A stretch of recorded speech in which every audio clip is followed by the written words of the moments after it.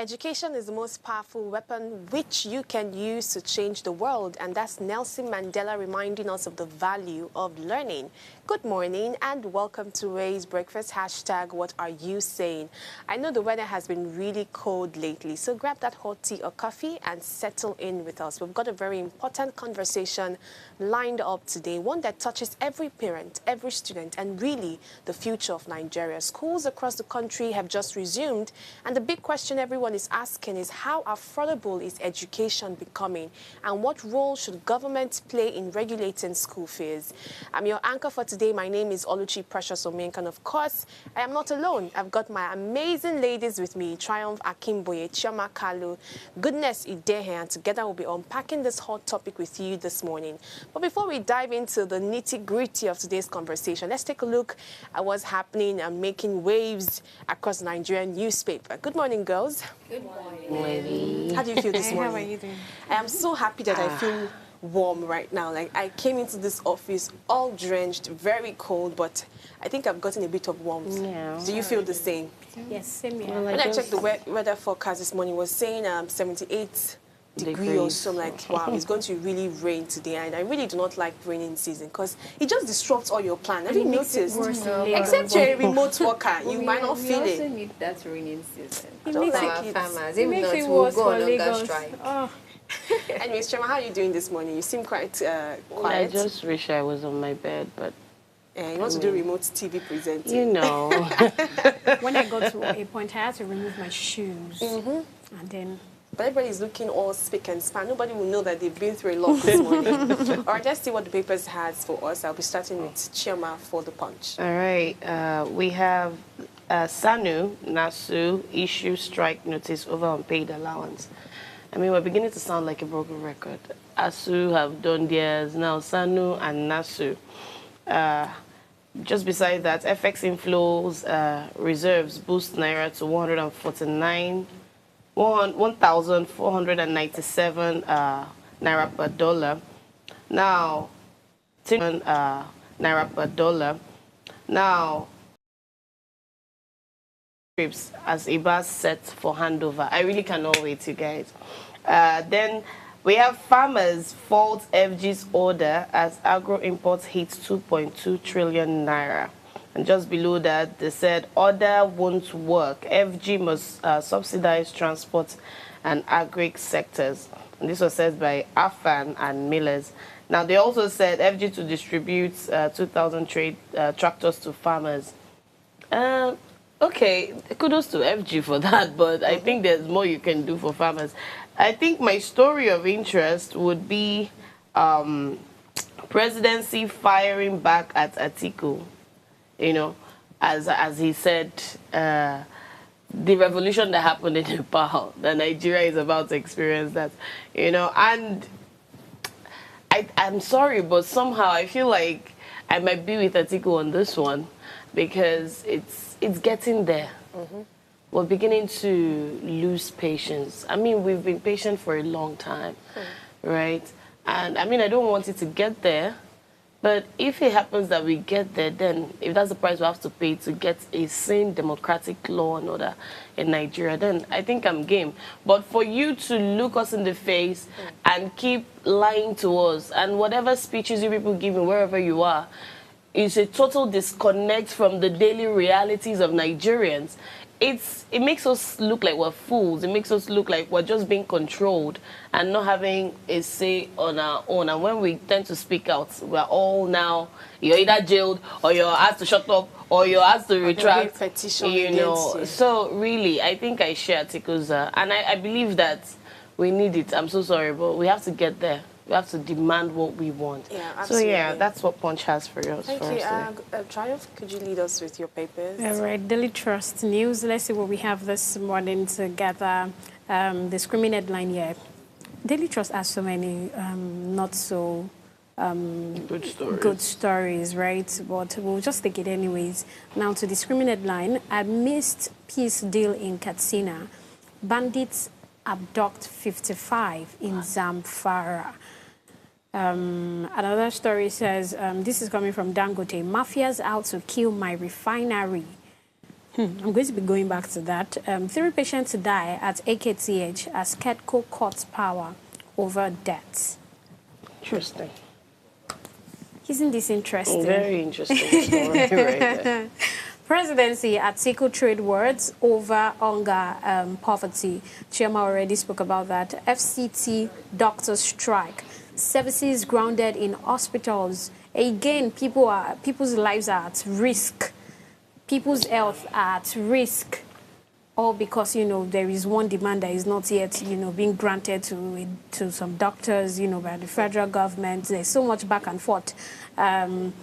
But let me quickly get to, some of the stories that I want to talk about. Mafias out to kill my refinery. So in celebration of their 1 year, it's so interesting that, they started the refinery 1 year ago already. So the chief executive, that's Dangote, Aliko Dangote, yesterday has alleged that oil mafias are all out to kill his $20 billion refinery, the same way they killed Nigeria's textile industry. I mean, he was saying this during during the anniversary of their gasoline production.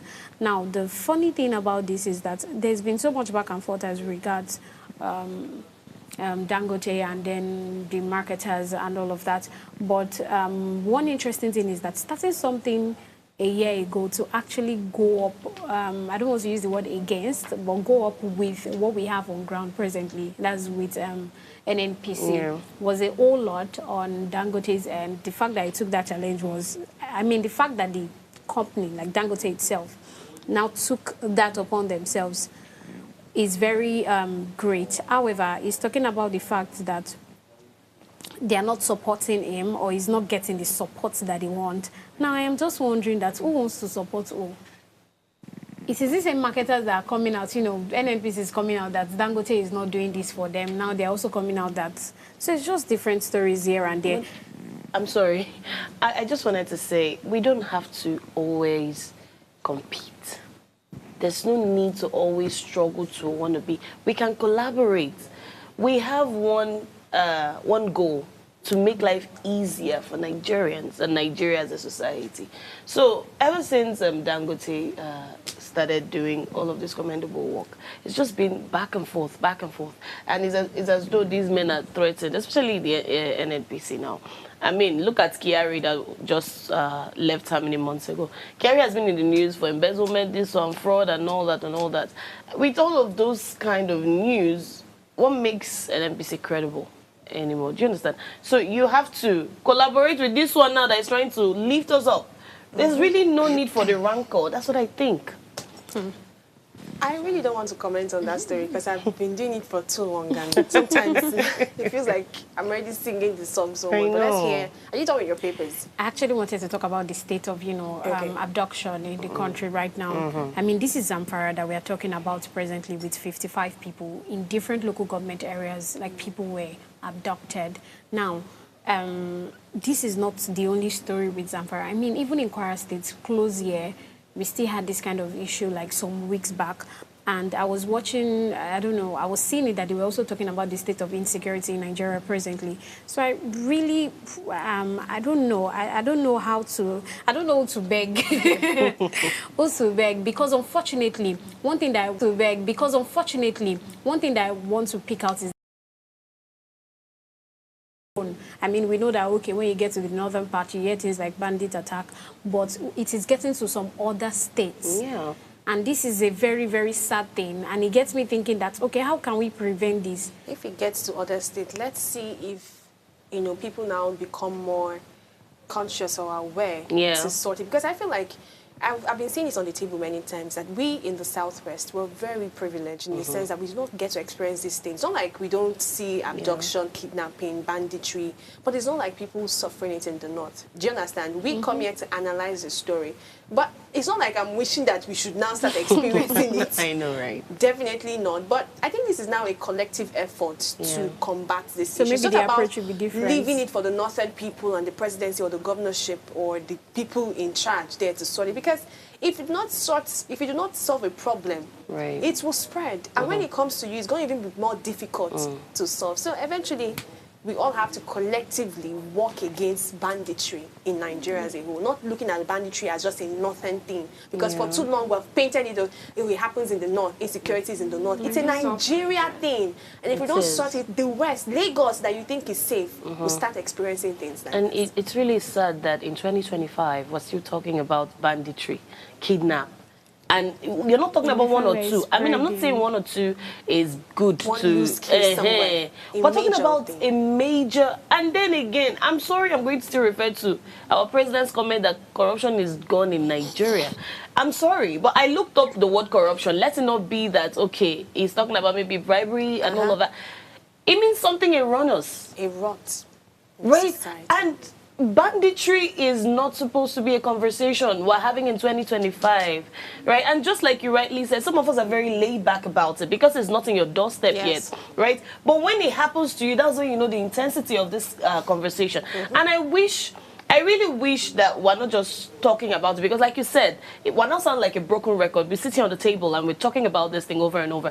Why don't we actually take actions towards this? Why don't the presidency, even some of these villagers are trying to help themselves. Yes. But now, like we talked about in the other show the other day, they were running from banditry, got into a canoe, and they capsized and died. So in the bid to save their life, they met their death.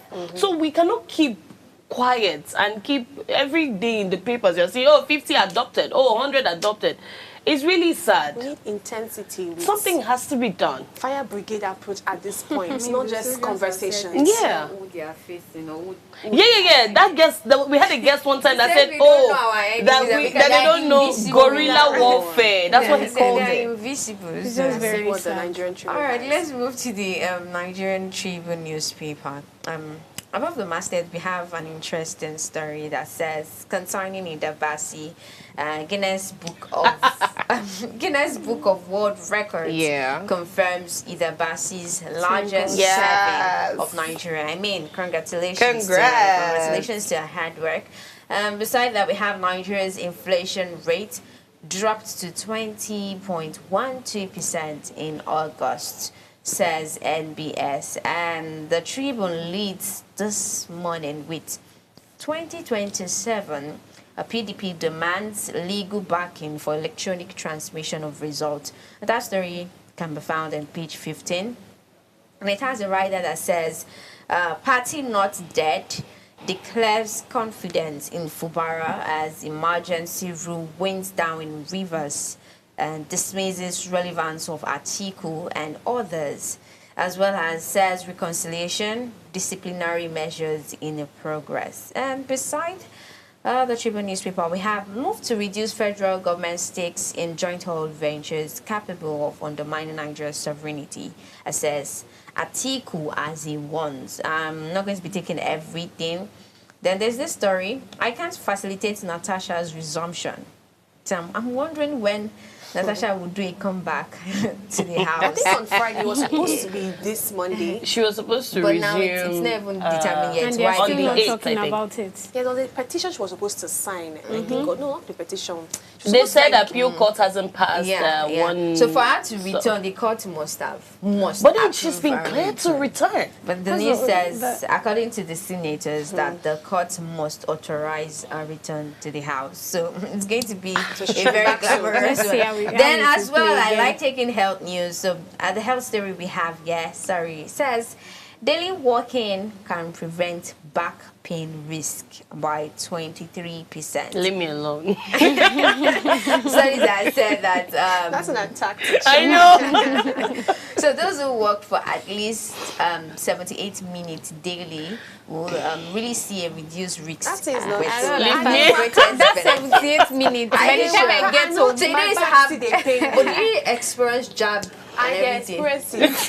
Do you take enough water? I You know, take yesterday we enough talked water. about dehydration. Water. Don't worry, Do you take have your seen my health keg of news. water? I really see. You need to be taking water that- like every The thing that will 15 stop that minutes. back pain is money and food. No But be then waka and again, water. you guys, I think I always wanted us to commend Hilda Basi on this table. Okay. That lady, oh my goodness. If I didn't have a show on Friday, I promise I would have been there when To she eat was her jollof cooking. rice. I actually registered to be there. Yeah. But then something happened. I was just thinking about the stress I was in the process of registration. I don't remember. I now saw it was a Friday, not Saturday. I said, oh, I was going to be on my show.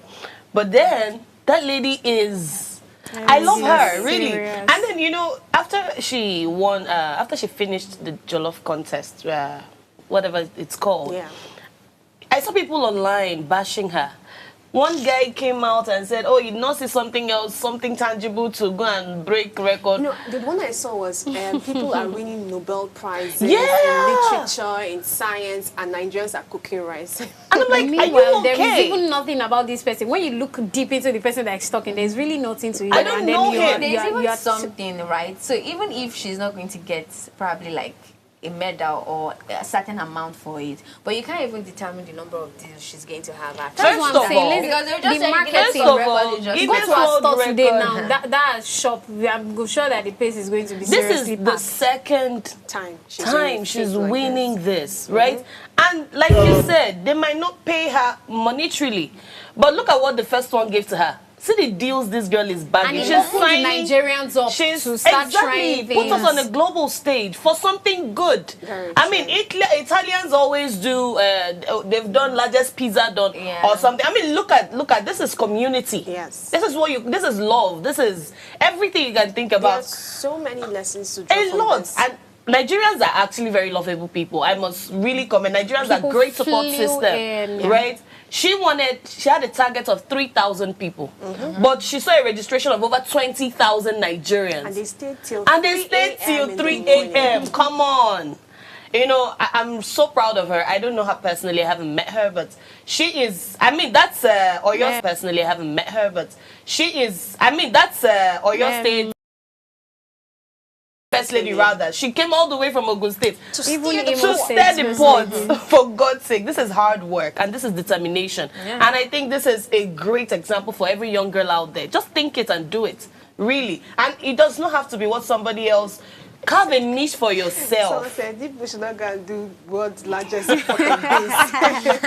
Carve a this niche point. for yourself and stay there and thrive there. There's nothing, everything is possible once you put your mind to it. So kudos to you, Dabasi. I just wanted to And point to that think that out. it was laid down from her mother. You know, Like I Lots said, of there are a fascinating lot of things things. to learn from this particular feat. I firstly saw the collaboration that happened between Gino Yeah. and Odabasi. That is, because I follow this particular influencer on Instagram and she speaks about PR, Yeah. corporate comms, and collaboration. And I think what they did is one very outstanding feat. And it Yeah. has beaten some kind of collaborations I've seen over time because Hilda in her messages said that she's not the only one who achieved this. Right. So not just her who is on the global stage, but Gino, Gino, as well. yeah. A Nigerian brand on the global It's stage. so beautiful. So it's so amazing It's so and beautiful. kudos to her. And Yeah. of course, people should get this initiative to do something amazing as well. Not basically replicating what she has done.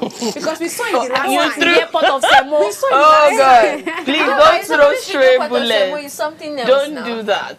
I know, but let's be sincere. They've won us. They've won us. Don't go and do your own pot of beans. So, say more Don't worry, spaghetti. our Gen Zs are. There There is very a way to creative. do They are things, very honestly. creative. I would have taken the Trust Guardian, them. but of course we're short run out of time at this point. We'll take a short break. When we come back, another conversation is going to get us to talk on this table, and that's the hike in school fees. Of course, school resumed on Monday, and the conversations across social media and everywhere, basically in Lagos and abroad, is that the school fees price is ridiculous. So we're going to be talking about it today on the table, and I want you to join your voice and be part of what we're saying today. All right, let's take a short break. We'll be right back soon.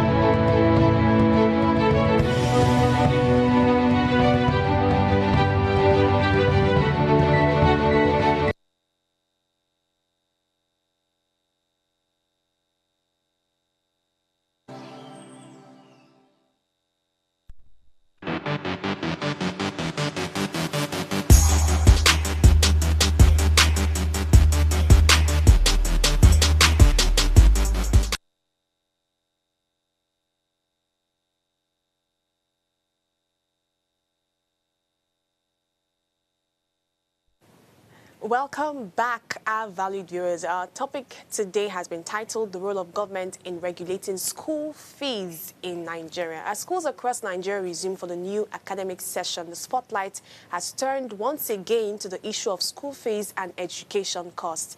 In Ogun State, the government has issued a stern warning to administrators and teachers both in public and private schools against the collection of illegal levies, arbitrary changes in textbooks, and multiple uniforms. The Commissioner for Education emphasized that exploitation of parents through such practices would no longer be tolerated, stressing that education must remain accessible and affordable.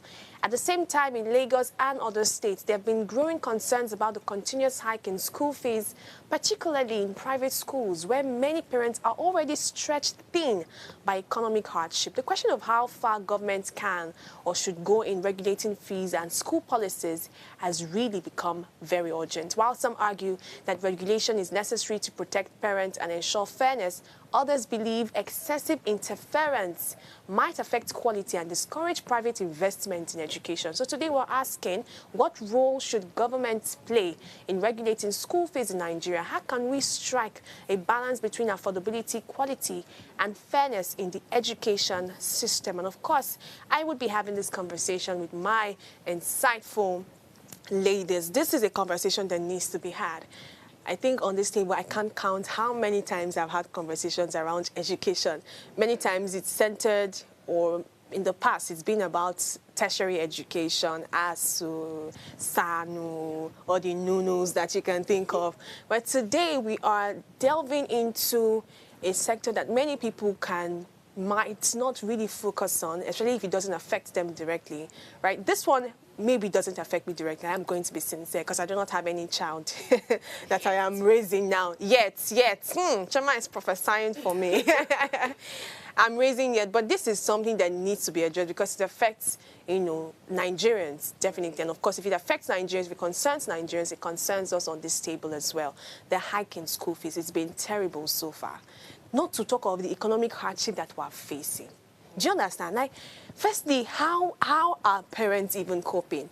During the weekend, I checked my status update, and I was seeing, parents that I know closely, people that I've even worked with before, like, oh my God, is that time of the month again? Or is that time of the session again? So I could feel the pressure, do you understand, from afar. I'm like, oh, is this really what it takes to send children to school? I tried to do a bit of research to even find out what does it cost to send people to primary school today. There are a lot of laws that have been passed, the UBEC laws, that actually states that primary education, at least, should be free. Yeah. Right? We see that happening in government-owned institutions or government-owned parastatals. But how far has that gone? We have private schools that doesn't care about what UBEC says. How would I put it? There's no reduction in that sense. Private schools many times are about commercialization and making profits. Yeah. And this is telling so much on parents and guardians. So let's even start this conversation. Do you think, our topic has said the role of government, right, in regulating school fees. Ogun State has taken the forefront in saying that, if I catch you exploiting, you will be banned. So how do you perceive this particular news? What is it called? I mean, on this table, we've had lots of back and forth. We started from, We started from some of the initiatives that that some states, were taking towards education, right? Towards education. Yeah. And then I remember that we spoke about, Chairman was on the table that day. We spoke about the fact that some of these schools, right, there's some things that are not even necessary that you are adding up to what becomes like school fees. I mean, when I was attending primary school, I only wear one uniform. I mean, you can only wear like one type of uniform. You can have different uniform, like one particular uniform. Yeah. Aside the day you have games where you wear sports wear. But if you go to private schools now, they have different uniforms for each day. Actually they do. So you can imagine do you know how much it is to make an outfit now? And then you have all of that, aside the fact that you need to pay for textbooks, aside the fact that you need to pay for some kind of end of the year party, aside the fact that, you know, they just come up with... You need to give your children food to school every day. A whole lot of things. However, for parents believe so much, which is a great one, in the fact that they really don't want to settle for less when it comes to their children's education. I mean, if I ask all of us, when our parents were sending us to primary school, it would most likely have been that the school that they sent us to, not because they had that money. I can testify to that. But because they prioritize. I attended one of the best schools in Ilorin then. I am sure it was expensive then, and I know that money now is even nothing. I wonder how much that school is charging. I'm sure it was expensive. She didn't even care about the fees. I mean, that didn't take care of it. I can't think about it. I remember one time when he sent us home for school fees, and then my brothers and I, we bashed into the house. We're angry. Daddy, they said we should not come to school again. And then said, tell them tomorrow. Say, tomorrow. They know it's in that school as Mr. and Mrs. Tomorrow. Me, I'm not going. Now, and the audacity of children. Today I'm thinking. Honestly. My school was, like you said, was one of the best schools in my area, Kowonjo, because we even pressured my father to take us to that school. We just moved into that neighborhood. So we saw how beautiful the children were. We saw their playground. We're like, Dad, you want to go to this school. But then he was already taking us to somewhere else that was affordable. Where he could afford. But we pressured him. And because he is pro-education, he wanted his children to be in the best of schools. He took us there. It was tough till we graduated, till SS3. It was tough. And yet, we didn't even care. So like, they sent us. Him, honestly, they're trying to put, you know, much effort, and then you are being met with crazy bills. The economy is already hard as it is. So now, when we now talk about, you know, the role of government, I actually don't see the possibility of the fact that the government can do something much so you as think regards regulation the is not private possible? sector. Well, I think I share. No, I don't share. I think I have something contrary because I feel like these private schools, they exploit the fact that we don't implement regulations or policies, right? So it's one thing to put policies in place, it's another thing to follow up. So you see that weak, what's it called? The weak enforcement of those policies you've set. I mean, first of all, I'm really sorry to say this, but Nigeria as a society, we don't value education that much.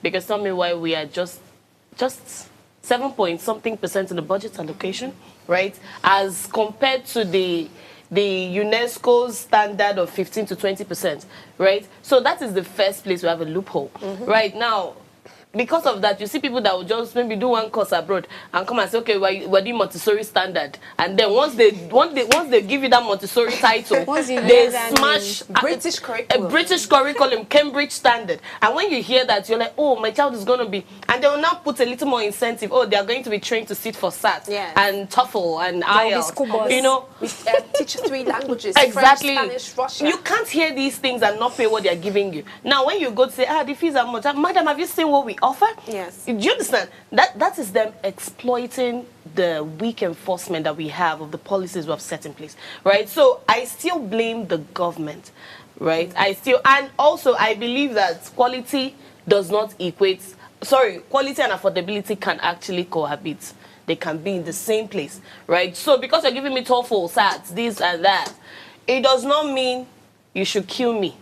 Or strangle me with bills. I really agree with that. I don't really, because I think so. I mean, sorry, because if we are going to think about it, just to be like beyond education, we have seen many times, or we can see that there are certain things that when it comes, if I'm running my business, aside education, there is little to what government can come to say that aside the regular laws when it comes to maybe taxes and all of that, they cannot come to tell me how to run my business. Okay. And let us not forget that education to them, and that was why, I don't know if you remember the last time we were having this conversation as regards the fact that it is quite unfortunate that education is being seen as business. Yeah. We are already in an unfortunate position. Yeah.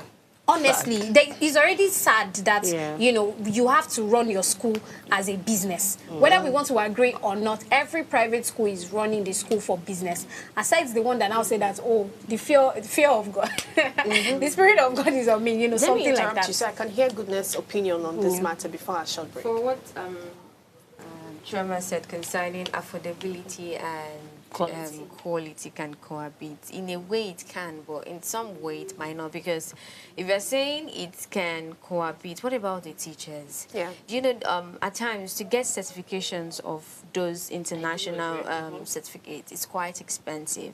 And also, even in the society in our country, everybody's clamoring for increase in salary. So if I'm teaching in a British school and they're offering me probably like 200,000 naira, I won't accept it, because I know how much I got to pay for the exams. The exams are quite expensive. So if I paid like 350 for the exam, I should be hoping that, okay, when I'm working with that certificate, at least I should be earning probably like 300, 400. And if you remember that teachers are being paid per month. Students pay their school fees per term, not per month. So That's like 3 months. that's like 3 months. Yeah. So if you are calculating 3 months, everything with the total number of teachers in the school and the teachers collecting every month, I do get you. It could I also understand, right? I think I understand your point, but it still boils down to the government. In some societies, right, they have a good working system. Their economy is way better than Nigerians, but you don't see them exploiting students or their parents for school fees. Do you understand? I get it. Certifications are expensive, right? But then if we had a good economy, right, it actually can cohabit. that should have been. You know what Yeah. I remember now? So we speak about private primary schools that charge a lot of money, especially when they have to put all these incentives, like they say, the British curriculum, Montessori. the Montessori. They just come up with different English. You know, some really nice aesthetics in the school. Yeah. It's called branding, like you It mentioned, is. business. It You is. brand your business and you put the money on it. But you know that what hurts me the most is that the beauty of the education, as we see, is not commensurate to what the teachers earn. And I know this one from a personal experience. Not like I've taught in such schools. I've taught in other schools that are not up to that standard. I know of someone, I used to know someone, I think she relocated abroad.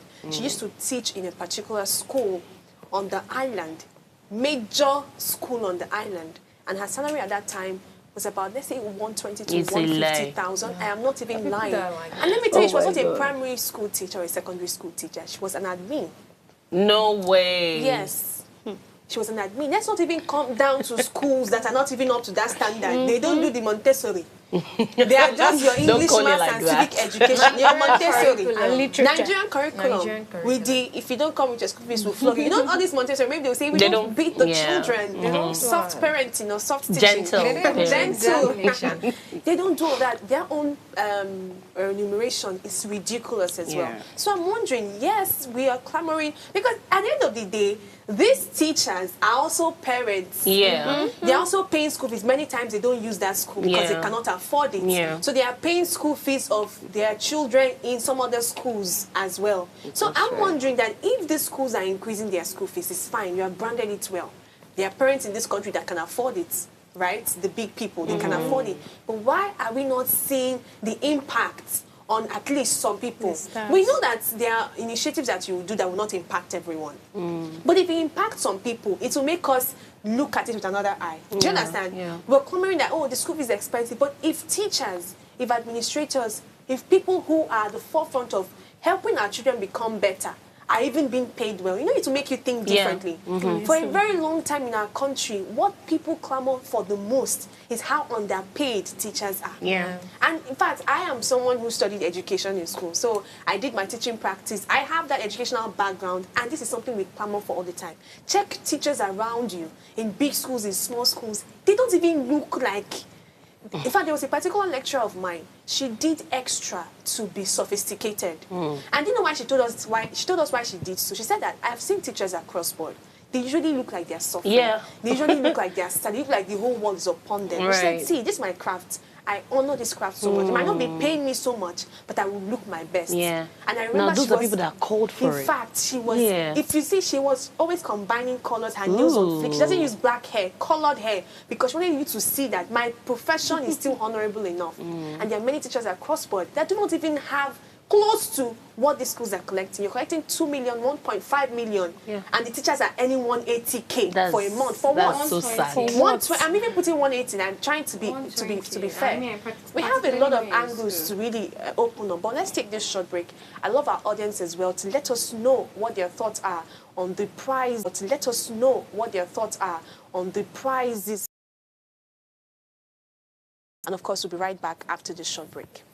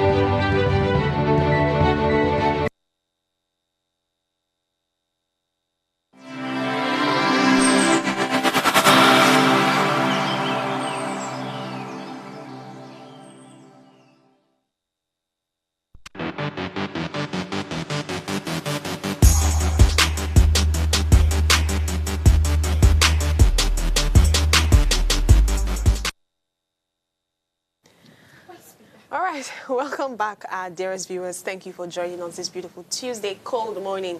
We've been discussing, the recent hike in school fees across schools in Lagos State, in Ogun State, schools in Nigeria, basically, as the new session has begun, and it has really raised a lot of concerns. Ogun State recently said that they would be regulating these fees and, of course, sanctioning schools that do not comply with this regulation. Of course, we're talking about how effective this can be.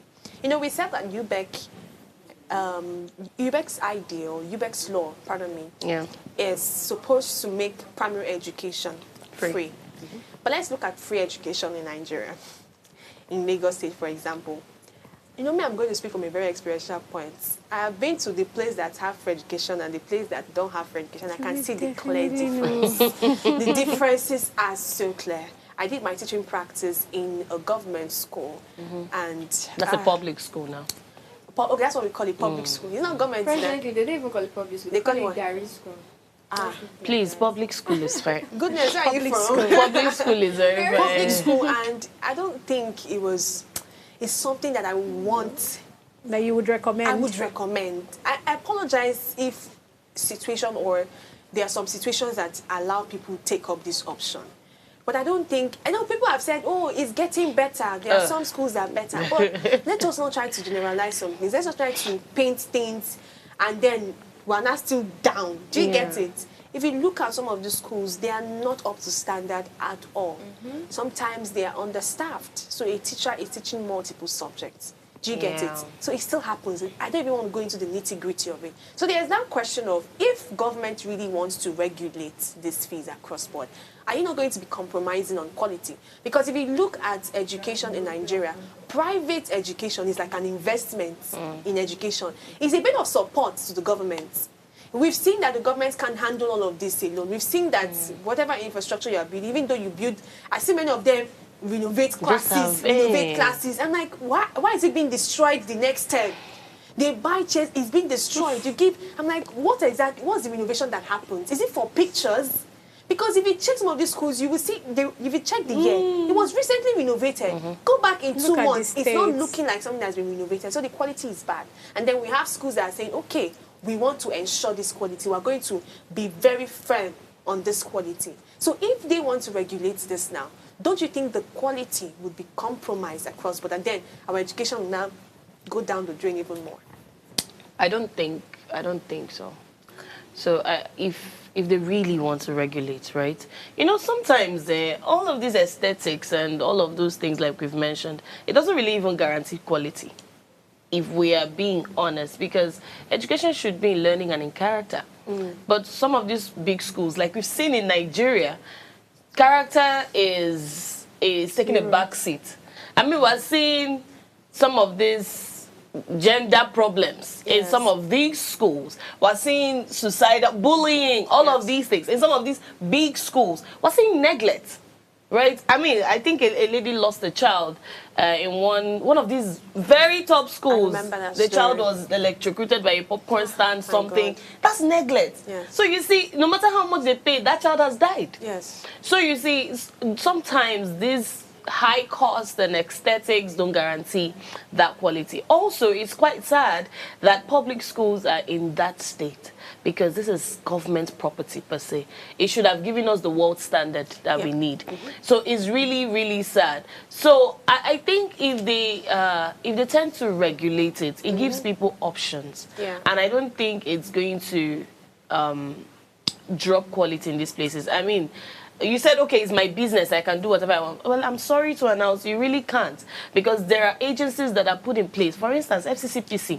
You can't, there are supermarkets that you can easily pick up your phone and say, these people, they're selling peak milk 5 naira everywhere, and this person selling 200. FCCPC will pick it up. You can't tell them, oh, this is my business, I can do it. No, you have to abide by the rules, the regulations, despite the fact that it's your business. So I feel like if we bring that same hand FCCPC is using and regulate this thing in education, you are either forced to comply or you shut down and find another business. That's the way it works. And then it gives everybody an equal playground. Because now if you check the stats, those that went to these high-class schools and those that didn't go to these high-class, there's a disparity. It's very clear. And we're trying to close that gap in this country. So I think regulation will go a long way. Okay, so like I said before, and I'm still standing with that, is that, I mean, government regulation is great. However, when it comes to the states, I mean, have we heard the prices of schooling presently, what it takes to actually send, these kids to school? Against the, looking at the government regulating, I think it comes with the private people themselves. Because, let's not lie, there are parents that it is actually the expensive that they want. So when you regulate it, they don't have a choice. If it is less expensive, they will not subscribe to it. I agree. Right? They will not subscribe to it. And then there is also the part of, even if it is expensive, it doesn't guarantee quality. And if it is free, it also doesn't guarantee quality. Yes. We can rule that out, yes. And also, if it is expensive, sometimes there's some things, if you want to purchase certain things, quality sometimes means that it will be expensive. Let's not even lie. We know some of the things that we get, some of the things that we buy, that if we go and buy it in the other part, you know that there is a big difference between these two, right? Also, now, I am not yet a parent, right? But I will soon be. From my experiences or from what I have seen, I actually don't subscribe to some of these schools. Why? Because you might be able to afford learning, but character, I really have a problem with schools and, the character that is being formed in the kids and all of that. So what I am saying is that it should be on the side of these private schools themselves. Because even if government regulates, we have seen in this country over time that even if government regulates anything, private or whoever wants to do whatever they want to do, let's not even forget that there are some people that this basic law, some people are even still above it.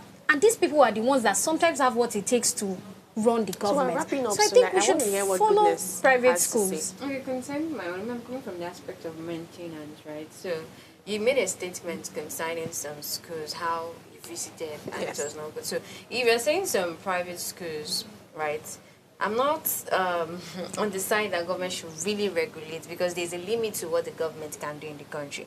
Just like earlier on, we talked about this Lagos state government controlling the prices of rentage in the city. Yes. And we saw that even part of their rules, that's the 2005 rules that they made, that, okay, tenants should not pay more than 1 year rent. We saw that even in Lagos state, we are seeing that in Lagos state, some landlords will still ask for more than a year rent. They'll ask 2 years. So because why? The policies are not effective. So if you're saying they should regulate school fees across the private schools in the country, in Nigeria as a whole. Now we're coming about maintenance. There are some schools that have bigger maintenance, like bigger gadgets and everything, and they need constant money you get to keep it running and to sustain the maintenance, because even if you go to some public schools, why you get to see that, oh, they renovated, after 2 months it's bad, it's because of lack of maintenance. There is no fund to maintain what they've done or what they've put in place.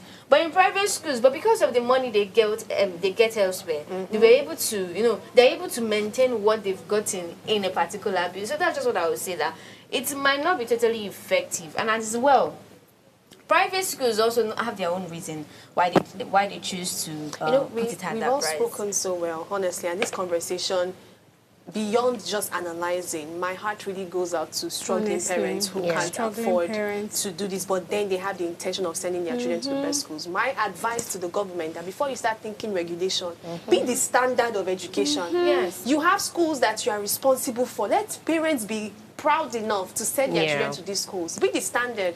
And if we see that, of course, we would have an equal ground for everyone. At the heart of this conversation, it's clear that education is not just about classrooms and textbooks. It's about the future of our children and, by extension, the future of our nation. While schools must be sustained, parents must also be protected from exploitation. The challenge, therefore, is finding that balance between quality and affordability. And this is where we've come to the end of today's conversation on Ways Breakfast. Tomorrow we'll be back here with another insightful conversation for your morning, 8 a.m. to 9 a.m. You want to be part of this. So see you again tomorrow. Have a great day.